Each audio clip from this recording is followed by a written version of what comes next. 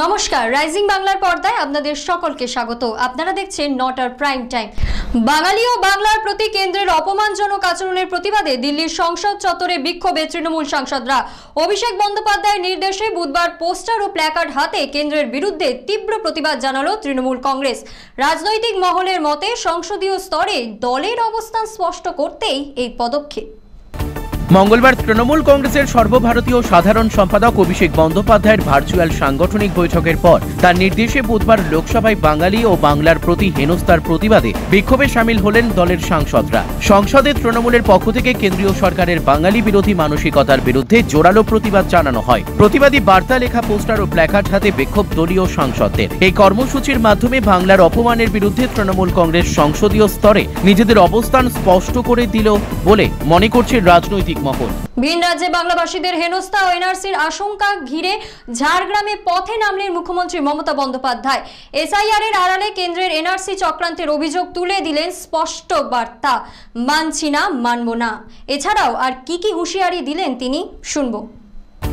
ভিন রাজ্যে বাংলাভাষী মানুষদের হেনস্থা ও অপমানের প্রতিবাদে বুধবার ঝাড়গ্রামের রাস্তায় পদযাত্রার নেতৃত্ব দিলেন মুখ্যমন্ত্রী মমতা বন্দ্যোপাধ্যায়। দুপুর 2:30 নাগাদ পুরাতন ঝাড়গ্রাম থেকে শুরু হয়ে মিছিল শেষ হয় শহরের 5 মাথা মোড়ে। সেখানে ভাষা আন্দোলনের মঞ্চ থেকে মুখ্যমন্ত্রী কেন্দ্রকে তীব্র আক্রমণ করেন। তিনি অভিযোগ করেন এসআইআর এর আড়ালে এনআরসি ছক কষছে কেন্দ্র। পাশাপাশি বলেন এনআরসি মানছি না, মানব না। তিনি স্পষ্ট বলেন এনআরসি হতে দেব না, মানুষের অধিকার কাটতে দেব না। পাশাপাশি কেন্দ্রীয় স্বরাষ্ট্রমন্ত্রী অমিত শাহকে কটাক্ষ করে বলেন আগে উনি নিজের জন্ম শংসাপত্র দেখান।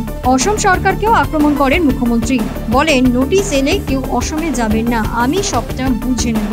দলীয় রং ভুলে বাংলাকে রক্ষার আহ্বান জানান মুখ্যমন্ত্রী। তাদের বাবা মায়ের বার্থ সার্টিফিকেট নিয়ে আসতে হবে। কোথা থেকে নিয়ে আসবে? যারা বলছে তাদের বার্থ সার্টিফিকেট আছে তো?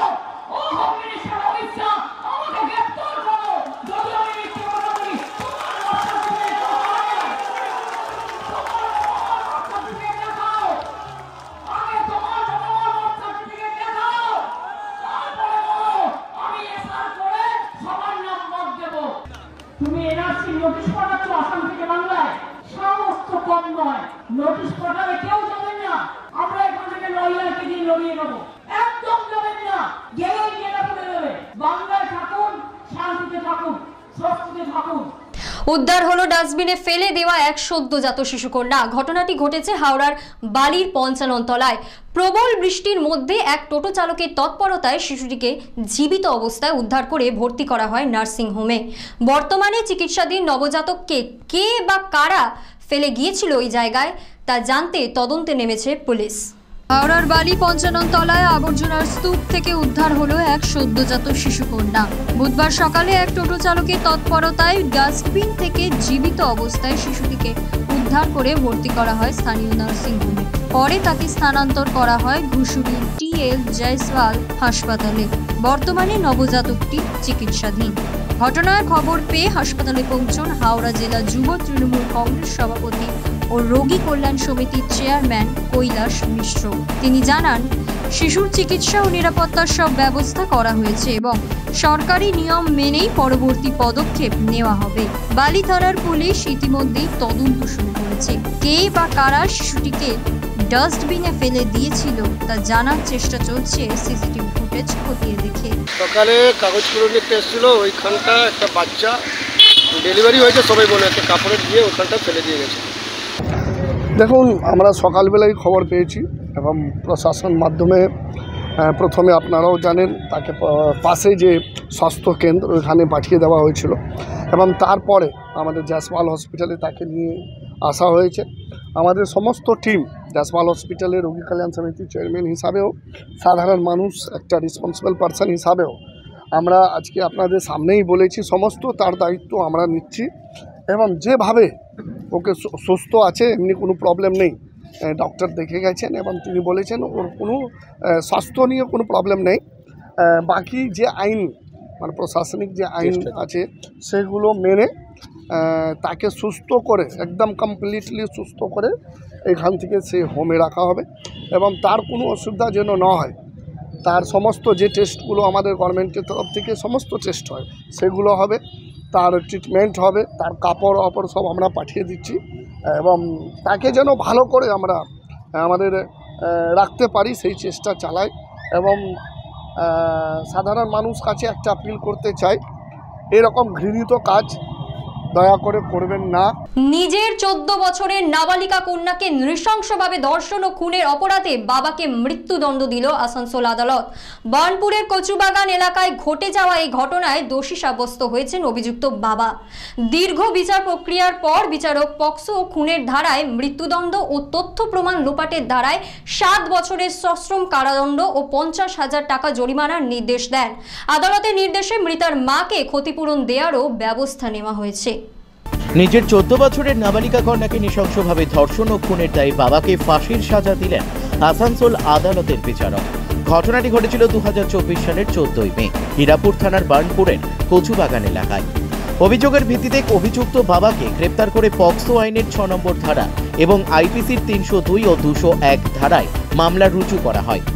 সরকারি পক্ষের আইনজীবী সোমনাথ চট্টরাজ জানান, 16 জন সাক্ষীর বক্তব্য ও প্রমাণের ভিত্তিতে আদালত অভিযুক্তকে দোষী সাব্যস্ত করে। বিচারক পক্সো ও খুনের ধারায় মৃত্যুদণ্ড, তথ্য প্রমাণ লোপাটের ধারায় 7 বছরের সশ্রম কারাদণ্ড ও 50,000 টাকার জরিমানার নির্দেশ দেন। জরিমানা অনাদায়ে আরও 1 বছরের জেল হবে। এছাড়া রাজ্য সরকারকে ভিকটিম কম্পেনসেশন ফান্ড থেকে মৃতার মাকে 5 লক্ষ টাকা ক্ষতিপূরণ দেওয়ারও নির্দেশ দেওয়া হয়েছে। আজকে আমাদের মহামান্য পক্সো আদালত একটি রেপ এবং মার্ডার কেসে আসামিকে মৃত্যুদণ্ড দিয়েছে। এই মামলায় ঘটনাচক্রে যিনি ভিকটিম তিনি হচ্ছেন আসামির নিজের মেয়ে, বয়স ছিল 14 বছর। 12ই মে 2024 রাত্রেবেলায় খাওয়া দাওয়ার পর ভিকটিম তার বাবা মা এবং ভাই বোনদের সঙ্গে শুতে যায়। পরের দিন 13 তারিখ সকালবেলায় উঠে ভিকটিমের মা দেখে যে ভিকটিমের মুখ অবধি চাদর দেওয়া। ওনার সন্দেহ হয়, উনি চাদরটা সরায়। চাদরটা যখন সরায় তখন দেখে যে ভিকটিমের নাক এবং কান দিয়ে রক্ত বেরোচ্ছে এবং গলায় একটা কালশিটের দাগ। এরপর ভিকটিমের মা চিৎকার চেঁচামেচি করে। অদ্ভুতভাবে ভিকটিমের যিনি বাবা মানে অভিযুক্ত, তার কোনো আনইউজুয়াল রিয়াকশান ছিল না, বরঞ্চ সে ইনসিস্ট করতে থাকে মাকে যে পুলিশ ডেকে লাভ নেই, হসপিটালে নিয়ে গিয়ে লাভ নেই, নাহলে আমরা ফেঁসে যাব। কিন্তু ভিকটিম এরপর চেঁচামেচি শুরু করে, নিজের আত্মীয়দের জানায়, যারা বাড়ির যারা মালিক তাদের জানায়, তারাও এসে চাপাচাপি করাতে অবশেষে ভিকটিমকে হসপিটালে নিয়ে যাওয়া হয়। তাতেও আসামি টোটো চালক সে নিজের টোটোতে নিয়ে যায়নি, একটা অন্য টোটো করে নিয়ে যাওয়া হয় এবং হসপিটালে ডাক্তার ভিকটিমকে মৃত বলে ঘোষণা করে। এরপর পোস্টমর্টমে যেটা পাওয়া যায় যে ভিকটিমকে শ্বাসরোধ করে খুন করা হয়েছে এবং খুন করার আগে তাকে রেপ করা হয়েছে। যেমন এই মামলায় ভিকটিমের যে ভ্যাজাইনাল সোয়াব, সেইখানে অ্যাকিউজডের ডিএনএ পাওয়া গেছিলো। যে চাদরটার উপর ভিকটিম শুয়েছিল সেই চাদরটা যখন সিজ করে সেখানেও একটা স্টেন পাওয়া গেছিলো। সেই স্টেন থেকে যে ডিএনএ পাওয়া যায় সেটাও অ্যাকিউজডের ডিএনএ বলে এফএসএল কনফার্ম করে। এছাড়া রিমান্ডে থাকাকালীন অ্যাকিউজডের দেখানো মতো একটা দড়ি রিকভারি হয়, সেই দড়িটাও এফএসএলে পাঠানো হয়েছিল। ভিকটিমের গলায় যে লিগেচার মার্ক, সেই লিগেচার মার্কের যে ফেব্রিক ইমপ্রেশন, সেই ফেব্রিক ইমপ্রেশনের সঙ্গে ওই যে দড়িটা রিকভার হয়েছিল তার ফেব্রিক ইমপ্রেশনও ম্যাচ করে এফএসএল সেই রিপোর্ট দেয়। বিচার চলাকালীন 16 জন সাক্ষীকে এক্সামিন করা হয়েছিল। এফএসএল এক্সপার্ট, ডাক্তার, আয়ো, নির্যাতিতার মা, তার কিছু ফ্যামিলি মেম্বার, আরও কিছু পারিপার্শ্বিক সাক্ষী, সমস্ত সাক্ষ্য শোনার পর পরশু মহামান্য আদালত আসামিকে, হ্যাঁ এটা আরেকটা গুরুত্বপূর্ণ জিনিস, তদন্ত চলাকালীন আসামি ম্যাজিস্ট্রেট সাহেবের সামনে কনফেশনও দিয়েছিলেন। সব কিছু শোনার পর গত পরশু মহামান্য আদালত আসামিকে সেকশন 6 পক্সো, 302 আইপিসি এবং প্রমাণ লোপাটের জন্য 200 আইপিসিতে দোষী সাব্যস্ত করে। পূর্ব মেদিনীপুরের মহিষাদলে ভোটার তালিকায় একাধিক মৃত ব্যক্তির নাম থাকা নিয়ে তীব্র বিতর্ক। খাগড়া 53 নম্বর বুথের তালিকায় কেউ 5 বছর, কেউ আবার 1.5 বছর আগে মারা গেলেও নাম থেকে যায় 2025-এর ভোটার তালিকায়। পরিবারগুলির আশঙ্কা, এই নামগুলি ব্যবহার করে ভুয়ো ভোট দেওয়া হতে পারে। বিরোধীরা শাসক দলের বিরুদ্ধে ভুয়ো ভোটের ছক কষার অভিযোগ তুললেও শাসক দল অবশ্য দায় ঠেলেছে নির্বাচন কমিশনারের দিকে। পূর্ব মেদিনীপুরের মহিষাদলের খাগড়া 53 নম্বর বুথে ভোটার তালিকায় একাধিক মৃত ব্যক্তির নাম থাকায় তীব্র বিতর্ক তৈরি হয়েছে। মৃতদের কেউ 5 বছর, কেউ 1.5 বছর আগে মারা গেলেও 2025-এর তালিকায় নাম রয়ে গেছে। অথচ মৃতদের ডেথ সার্টিফিকেট নিতে গিয়ে পরিবারের সদস্যরা ভোটার কার্ড সহ সব সরকারি নথি পঞ্চায়েতে জমা দিয়েছেন এবং কেউ কেউ আবার সমব্যথী প্রকল্পের টাকাও পেয়েছেন। তবুও নাম বাদ না যাওয়ায় ক্ষোভে ফুঁসছেন পরিবারগুলি। তাদের আশঙ্কা, মৃতদের নাম ব্যবহার করে কেউ ভোট দিয়ে থাকতে পারে।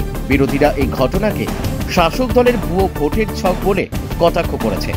যদিও পাল্টা শাসক দল দায়ী ঠেলেছে নির্বাচন কমিশনের ঘাড়ে। অন্যদিকে বিডিও জানিয়েছেন, ভোটার তালিকা সংশোধন একটি চলমান প্রক্রিয়া এবং কোনো ভুল থাকলে তা দ্রুত ভুল সংশোধন করা হবে। দেখুন, এই ভুয়া ভোটার বলতে মৃত ভোটার। এখানে আমাদের এই এলাকায় কোনো রকম বাইরে থেকে মানে চিনি না জানি না এরকম কোনো ভোটার এখানে থাকে না। এখানে মৃত ভোটার, সেই ভোটারদের কাটার দায়িত্ব হচ্ছে বিএলওদের, আর বিএলওদেরকে ঠিক করে দেখেন নির্বাচন কমিশনার। সেখানে যদি কোনো কারণে কোনো মৃত ভোটার থেকে যায়, সেগুলো নিশ্চিত কেটে দেওয়া উচিত। সেটা এতদিন কেন কাটা হয়নি সেটাই নির্বাচন কমিশনারকে আমি বলছি, যে সত্যিকার এতদিন কাটা হয়নি কেন, যারা মৃত ভোটার তারা এতদিন আছে কেন। তাহলে বিএলওরা যদি রিপোর্ট জমা দেয় তাহলে নিশ্চিত নির্বাচন কমিশনের পক্ষ থেকে উদ্যোগ নিয়ে সেগুলো কেটে দেওয়া উচিত। দেখুন, মহিষাদল বিধানসভা এলাকায় ভোটার তালিকায় নাম অন্তর্ভুক্তি করার কাজ যা বছরের শেষান্তে শুরু হয় এবং বিশেষ করে ভোটার দিবস ঘোষণা হয় নির্বাচন কমিশনের পক্ষ থেকে। আর হচ্ছে যে চূড়ান্ত ভোটার তালিকা বেরোয় 5ই জানুয়ারি প্রত্যেকটা ইয়ারের, সেই সময় বেরোয়।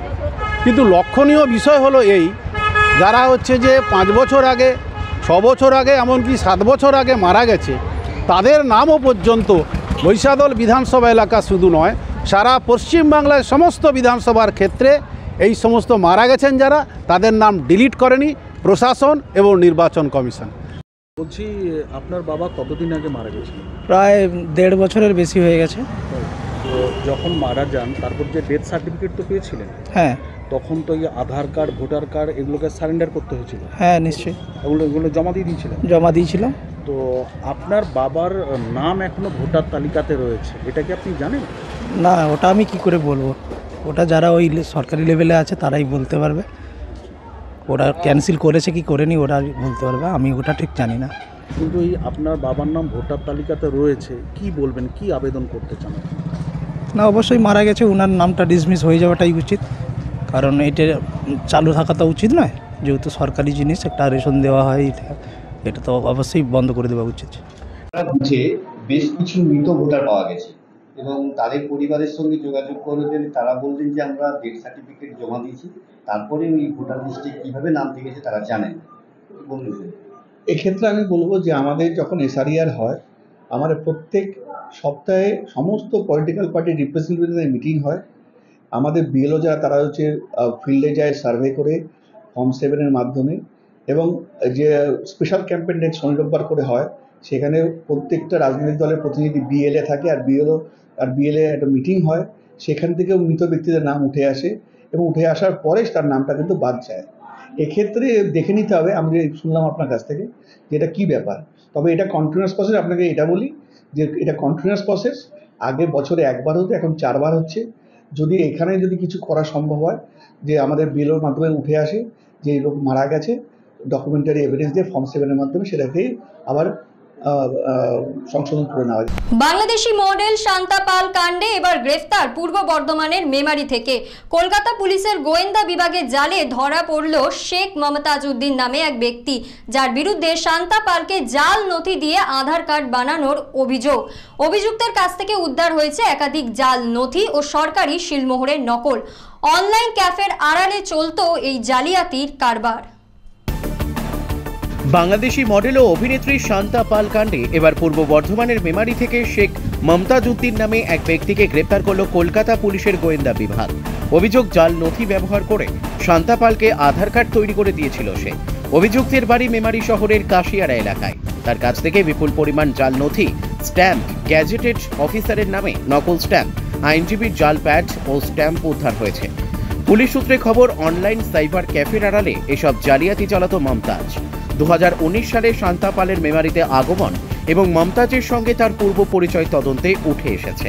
অভয়া কাণ্ডে ন্যায় বিচারের দাবিতে দিল্লির পথে অভয়ার মা বাবা। বৃহস্পতিবার স্বরাষ্ট্রমন্ত্রী অমিত শাহ ও সিবিআই শীর্ষকর্তাদের সঙ্গে সাক্ষাতের সম্ভাবনা। তদন্তে গতি আনতেই এই পদক্ষেপ বলে জানালো পরিবার। অভয়া কাণ্ডে ন্যায় বিচারের দাবিতে দিল্লির উদ্দেশ্যে রওনা দিলেন অভয়ার বাবা ও মা। সূত্রের খবর, বৃহস্পতিবার তাদের স্বরাষ্ট্রমন্ত্রী অমিত শাহের সঙ্গে সাক্ষাতের সম্ভাবনা রয়েছে। পাশাপাশি সিবিআই এর সর্বোচ্চ আধিকারিকদের সঙ্গেও তাদের দেখা করার কথা রয়েছে। পরিবারের তরফে জানানো হয়েছে, ঘটনার নিরপেক্ষ ও দ্রুত তদন্তের দাবিতেই তারা দিল্লি গিয়েছেন। এখনো পর্যন্ত তদন্তে যে অগ্রগতি হয়েছে তা যথেষ্ট নয়। কেন্দ্রীয় স্তরে হস্তক্ষেপ না হলে ন্যায় বিচার পাওয়া কঠিন হয়ে উঠবে বলেই তাদের আশঙ্কা। টানা বৃষ্টিতে ভেঙে গেল বীরভূমের গ্রামীণ সংযোগ সড়ক। সেরিনা বিবির বাঁধ ভেঙে যোগাযোগ বিচ্ছিন্ন যশপুর ও হেতমপুর সহ একাধিক গ্রাম। দুর্ভোগে হাজারো বাসিন্দা, ক্ষতিগ্রস্ত চাষিরাও। টানা বৃষ্টিতে বীরভূমের যুবরাজপুর ব্লকের যশপুর পঞ্চায়েতের সেরিনা বিবির বাঁধ ভেঙে যাওয়ায় যশপুর ও হেতমপুর গ্রামের সংযোগকারী প্রধান সড়ক জলের তোড়ে ভেসে গিয়েছে। ফলে যোগাযোগ বিচ্ছিন্ন হয়ে পড়েছে বেশ কয়েকটি গ্রাম। চরম দুর্ভোগে পড়েছেন সাধারণ মানুষ, বিশেষত স্কুল কলেজ পড়ুয়া ও নিত্যযাত্রীরা, যাদের এখন 10 থেকে 12 কিলোমিটার ঘুরপথে চলাচল করতে হচ্ছে। চাষিদের অভিযোগ, বাঁধের জল উপচে পড়ে অন্তত 20 থেকে 25টি ধান জমির ক্ষতি হয়েছে। বৃষ্টি কমলেও দুর্ভোগ কমেনি। দ্রুত রাস্তা ও বাঁধ মেরামতির দাবিতে গ্রামবাসীরা সরকারের হস্তক্ষেপ চেয়েছেন। এটা আমাদের সেরিনা বিবির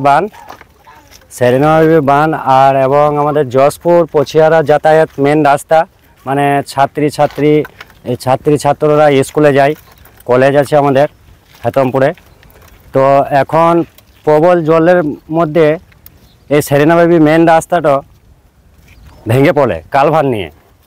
আর আমাদের চাষিদের যে জমি ধান পোতা জমি, সেই জমি আমাদের অনেক নষ্ট হয়ে যায়, চাষিদের প্রচুর ক্ষতি হয়েছে। সেই জন্যে সেটা সরকারের কাছে আবেদন করছি যে আমাদের রাস্তাটা তাড়াতাড়ি মেরামত করা হোক। আর এবং যে আমাদের শুধু স্কুল ছাত্রদের জন্য রাস্তাটা বিচ্ছিন্ন তা নয়, মানে আমাদের এটাই কিন্তু মেন রাস্তা, ইলামবাজার, ঘুরিসা, তরুলিয়া মোড় যাবার এটাই আমাদের মেন রাস্তা। তো আমাদের প্রচণ্ড অসুবিধা হচ্ছে, যাতে তাড়াতাড়ি রাস্তাটা মেরামত করা হয়, সেটাই আমরা আবেদন করছি। আজকের মতো এই পর্যন্তই। ফিরে আসবো আগামীকাল ঠিক এই সময়ে। চোখ রাখুন রাইজিং বাংলার পর্দায়। দেখি বাংলার মুখ।